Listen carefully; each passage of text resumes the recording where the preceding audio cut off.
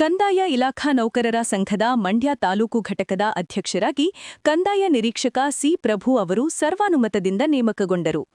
ಜಿಲ್ಲಾ ಕಂದಾಯ ಇಲಾಖೆ ನೌಕರರ ಭವನದಲ್ಲಿ ನಡೆದ ಮಂಡ್ಯ ತಾಲೂಕು ಕಂದಾಯ ಇಲಾಖೆ ನೌಕರರ ಸಂಘದ ಪುನರ್ರಚನೆ ಸಭೆಯಲ್ಲಿ ಜಿಲ್ಲಾ ಕಂದಾಯ ಇಲಾಖೆ ನೌಕರರ ಸಂಘದ ಗೌರವಾಧ್ಯಕ್ಷ ಡಿ ತಮ್ಮಣ್ಣಗೌಡ ಹಾಗೂ ಜಿಲ್ಲಾಧ್ಯಕ್ಷ ಎಚ್ ಮಂಜುನಾಥ್ ಅವರ ಉಪಸ್ಥಿತಿಯಲ್ಲಿ ಸರ್ವಾನುಮತದಿಂದ ನೇಮಕಗೊಂಡ ಸಿ ಪ್ರಭು ಅವರನ್ನು ಕಂದಾಯ ಇಲಾಖೆ ನೌಕರರು ಅಭಿನಂದಿಸಿದರು.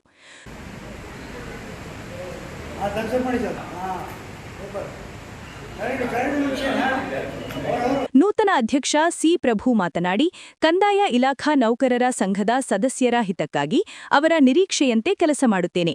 ಸಂಘಟನೆಗೆ ಎಲ್ಲರೂ ಸಹಕಾರ ಕೊಡಿ, ಒಗ್ಗಟ್ಟಿನಿಂದ ಎಲ್ಲರೂ ಕೆಲಸ ಮಾಡೋಣ ಎಂದು ತಿಳಿಸಿದರು.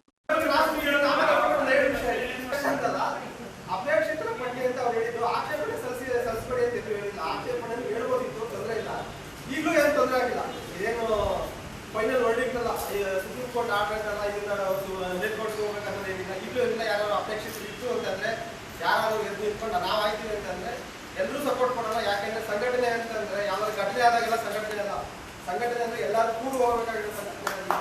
ಮತ್ತೆ ರಾತ್ರಿ ನಾಳೆ ಬೆಳಿಗ್ಗೆ ನಾಳೆ ಸಂಜೆಯಿಂದ ನಾನು ಮೀಟಿಂಗ್ ಇದ್ದು ಆಮೇಲೆ ಎಲ್ಲರಿಗೂ ಏನಂತಂದ್ರೆ 4 ಜನ ಎದ್ದು ಇದ್ದೀವಿ ಅಂತಂದ್ರೆ 7 ಜನ ಕೂತಿತ್ತು ಅಂತಂದ್ರೆ ಆ ಸಂಘಟನೆ ಆಗಲ್ಲ.